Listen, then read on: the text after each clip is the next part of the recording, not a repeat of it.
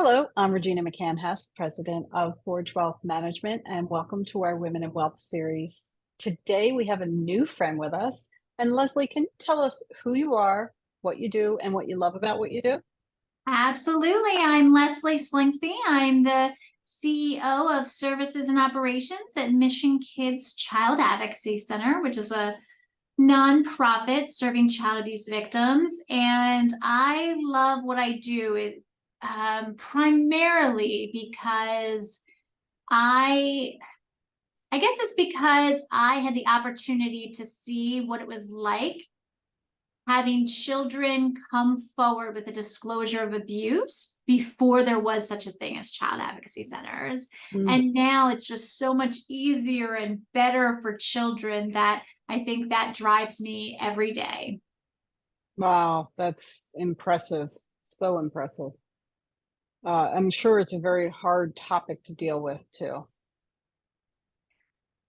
Yes, it's a heavy topic, and it's a topic that most people probably would love to avoid. It's definitely not a wonderful dinner or cocktail party conversation. People learn what you do, and want to turn the other way. But yeah, no, it's important, and it's important to people to know that it can happen to any family, anytime. But it's also important to know that there are great services and places that really make sure that kids get the healing and justice they deserve. Yeah, yeah. Well, tell us a little bit about the services your organization offers, because I know when we were talking, it was so impressive what you are offering and how you're aiding these children.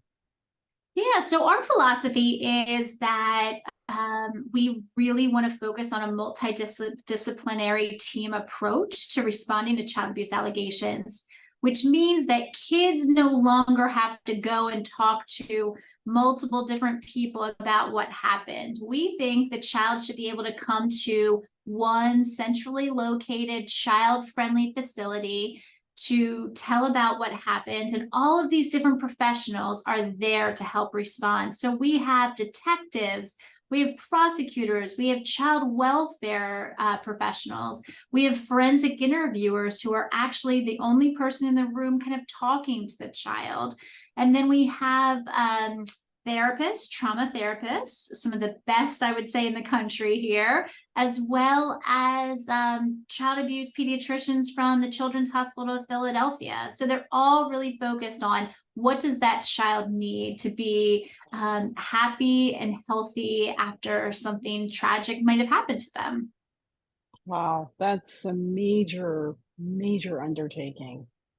It is a huge undertaking, but we were actually able to really reform a system that was pretty segmented and broken, and saying that no, we want all these professionals to work together as a team. And I think everyone would say that children and families have benefited from this, and it's been amazing.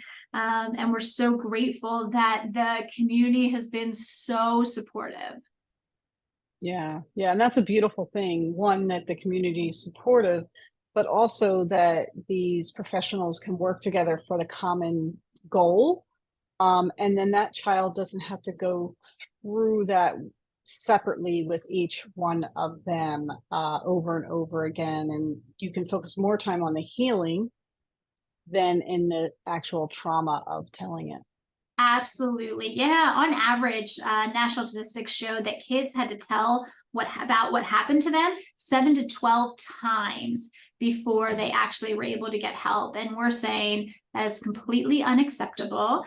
Kids can come here to Mission Kids. We have them talk with one person who's trained, highly trained on how to ask developmentally appropriate, non-leading questions to kiddos about what happened, and it's recorded. So if a judge or a jury have questions about how the questions were asked, what questions were asked, maybe the nonverbals of the child during their disclosure, they can see it for themselves. That's fantastic. Yeah, it's Fantastic. really been extremely helpful. Wow. Wow. I mean, it's just so powerful what you're doing.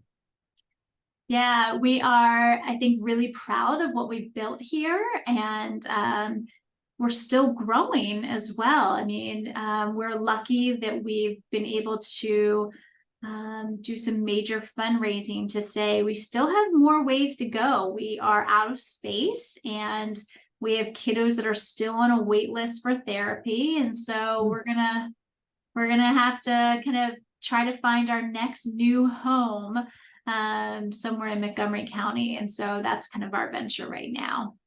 Oh, okay. So you guys are actively looking for a new location. We are actively looking for a new location. So we have finished our first kind of business plan to say, okay, what does this look like, this new venture for us, if we're able to find our dream home and be able to expand a little bit into training professionals on how to best respond to child abuse allegations.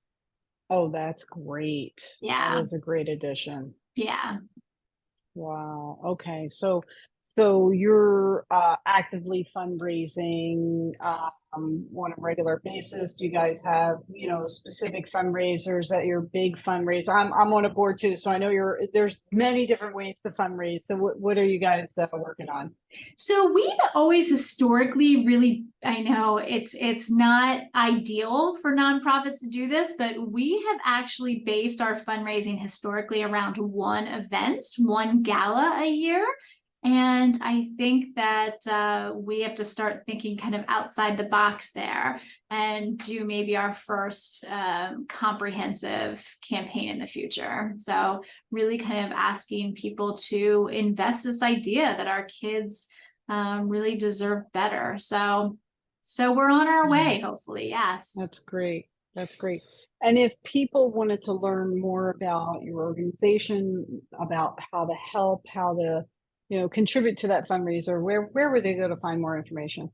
They can absolutely check out our website. It's www.mission, MISSION, kids, KIDS, CAC.org.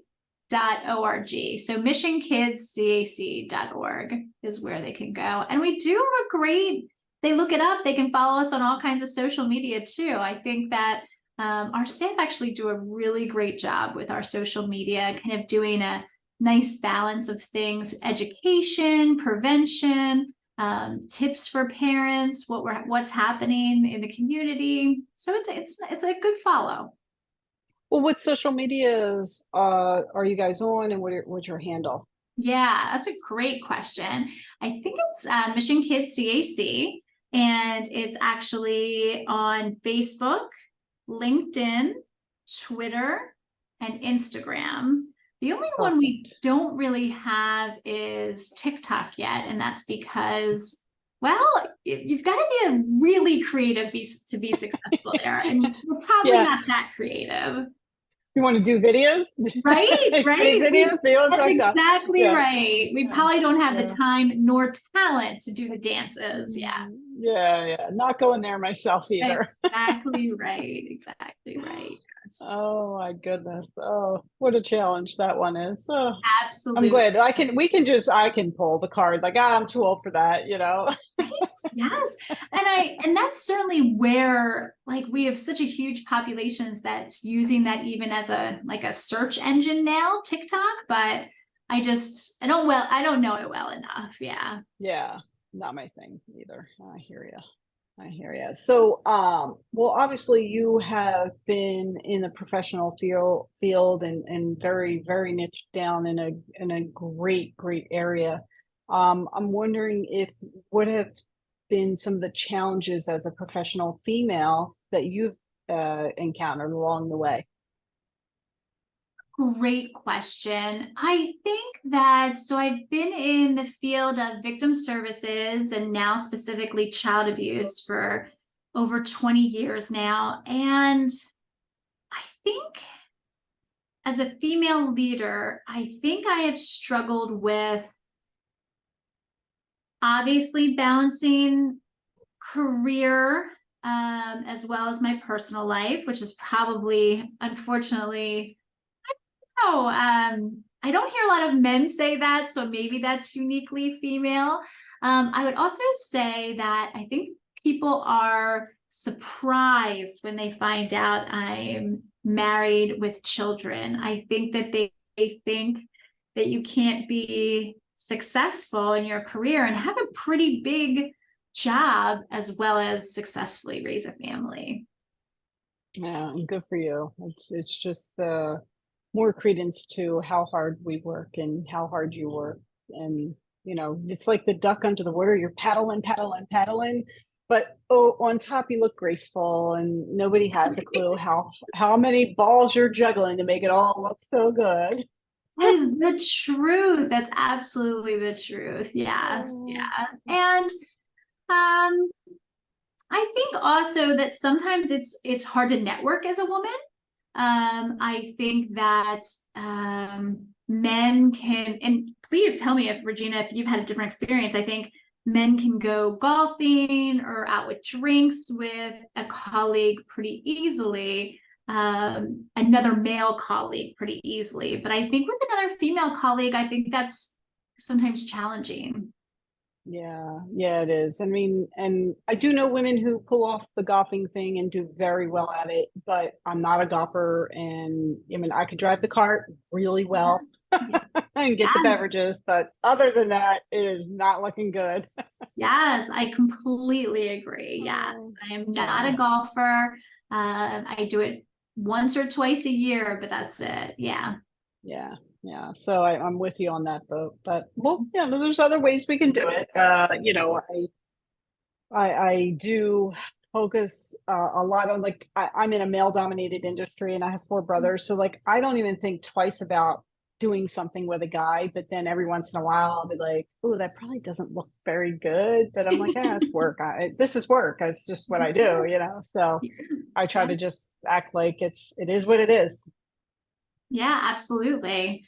I definitely remember inviting a male colleague, I think to grab a drink after work because it was I don't know if it was a difficult conversation or something that, might go easier, something outside of work or after work. And I think he was very nervous and awkward about it. And I did not even think about how that might be perceived by him or how he was afraid it might be perceived by other people at the same Yeah. establishment. Never even crossed my mind. So I felt, I didn't feel guilty, but I felt bad and glad that he was able to talk to me about it and address it with me. Yeah. Yeah, that's great. That's Yeah. great because like I guess yeah, so they have to think about that when they invite a female out, but we're like, well, why is that a problem? But oh, wait a minute, I see that. Right. I If see you that now pointed it that out, I do. you might see it as a problem. Yeah, absolutely. Yeah. Yeah. Oops.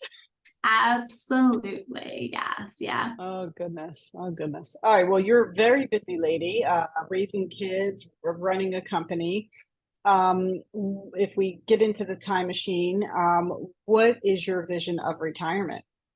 Oh gosh. That's a great question. I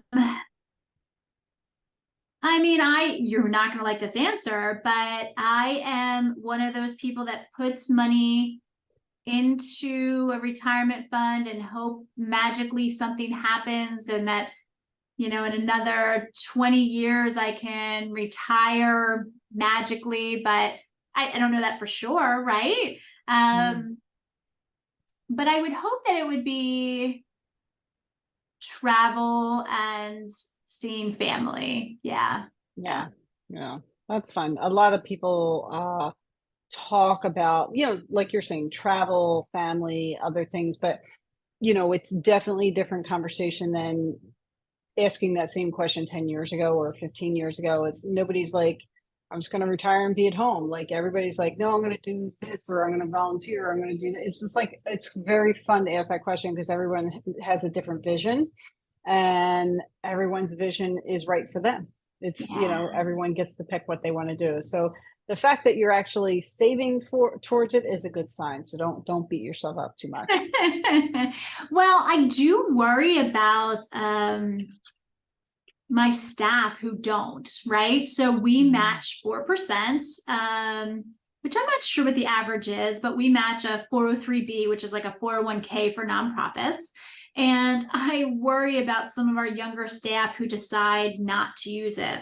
I want to just say, please, now is the time when you're young. It'll just compound over time. Now is the time you want to invest. But so I get that speech every time I have a new employee, but I'm always surprised about how many people do not take advantage of it. I always say it's like saying no to a 4% increase. It's actually more than a 4% increase, right? But it's heartbreaking. It's heartbreaking. Yeah. Yeah. I hear you. I always pound the table on that, especially young employees, kids coming out of college, things like that. I'm like, you have no idea the power that you will have in your hands if you just start it as soon as as soon as you get into a job, just start it. And if they match, it's free money. Why would you give that up? Absolutely. Absolutely. Yeah. Yeah. I remember I had a statistics teacher, and he said in high school, and he said, if you do not remember a thing I've taught you all year, I want you to remember when you get your first job that you start saving for retirement and you max that out. And that is, I truly remember, him saying that and me thinking, okay, this is important. Yeah, I'm going to do that. Yeah. It really is. It really is. Well, thank you for sharing. That's a great avenue and vision, and a lot of fun things that you're doing, a lot of hard work that you're doing. So I appreciate you being here on the show with us today. Absolutely. Yeah, and I think our action item is pretty easy. Hey, our younger employees out there, our younger professionals, get into that 401k or 403b plan. The minimum you should be doing is whatever the match is, but don't stop there. Keep going. And the younger you are, the longer you're going to be able to do it, the better off you're going to be. No doubt. Absolutely agree. Yeah. Awesome. Well, I want to thank everyone else for joining us today too. Again, I'm Regina Hess, Forge Wealth Management. You can find us at forgewealth.com. We are on Facebook and YouTube at Forge Wealth, LinkedIn, Regina McCann Hess, and we are now on Instagram at Forge Wealth Management. Forge Wealth was taken. We had to go for that. But we are out there on the social media, so please look us up and make it a great day. Thank you.